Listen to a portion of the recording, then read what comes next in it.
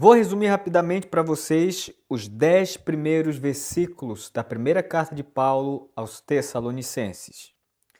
Essa carta, queridos, tem tanta riqueza, mas tanta riqueza, que poderíamos passar semanas e semanas extraindo e expondo essas riquezas. Mas o que é que eu posso destacar apenas do capítulo 1, do verso de número 1 até o verso de número 10? Em tese, esta carta é o beabá da vida cristã. Por quê? Porque Paulo destaca algo muito importante sobre evolução espiritual dos Tessalonicenses em pouco tempo, isto é, num período mais ou menos de 1 a 5 meses. Portanto, a igreja dos Tessalonicenses era uma igreja nova, uma igreja recém-convertida.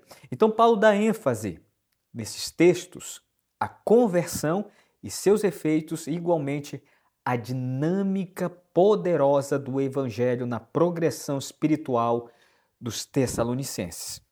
Esses são, em suma, pontos proeminentes no início desta carta. No primeiro versículo, então, Paulo começa com uma oração de gratidão, visto o testemunho impactante dos Tessalonicenses no ambiente corrupto, idólatra em que eles viviam.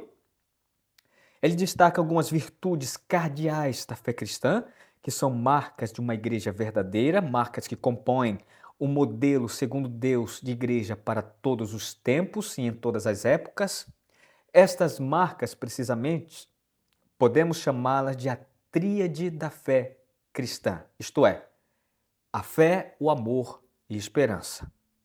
Ademais, queridos, percebemos que Paulo situa essas três virtudes, essa tríade, em três tempos diferentes, isto é, passado, presente e futuro. De forma mais clara, para que você entenda, o evangelho que ele pregou aos Tessalonicenses produziu no coração deles fé.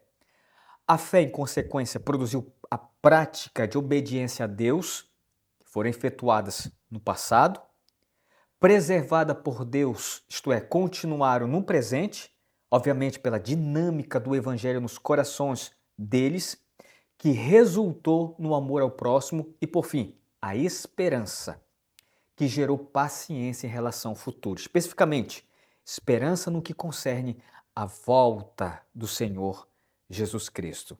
Logo, queridos, com tal esperança, seus corações eram alimentados frequentemente por uma expectativa de alegria e felicidade eternas. Ok? Mas não fica por aí. Paulo então vai pôr em destaque outro elemento importante. E qual é?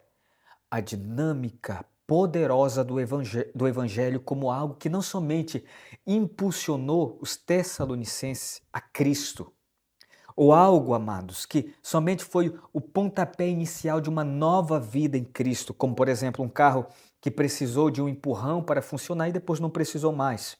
Ele, Paulo, destaca o evangelho como uma força poderosa em constante movimento, que trabalha dentro do coração dos Tessalonicenses. Em outras palavras, como algo dinâmico, que está ativo, que está trabalhando continuamente dentro deles como uma força poderosa que os levou e que os leva a crescer continuamente na fé em Cristo Jesus. Você percebeu isso? Quando você leu esses textos, você percebeu essa dinâmica poderosa, porque o Evangelho é poder de Deus, segundo Paulo em Romanos. Olha só o que Paulo está dizendo de forma mais precisa para que você entenda. Paulo está dizendo, amados, que o Evangelho não somente tirou os Tessalonicenses do pecado para uma vida de santidade e obediência a Cristo, fazendo deles apenas cristãos nominais. Não, vai muito além.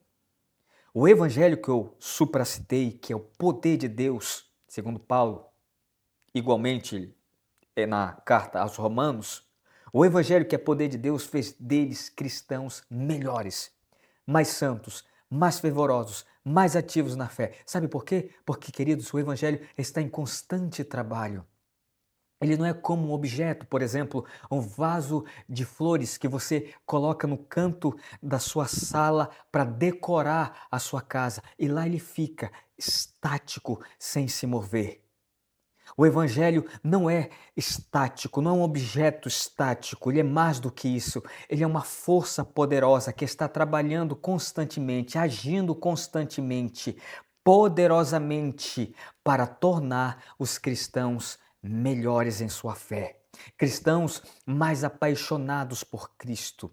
Cristãos que, em consequência da força ativa do Evangelho, impactaram tudo ao seu redor. E no que diz respeito aos Tessalonicenses, Paulo vai dizer que o testemunho deles,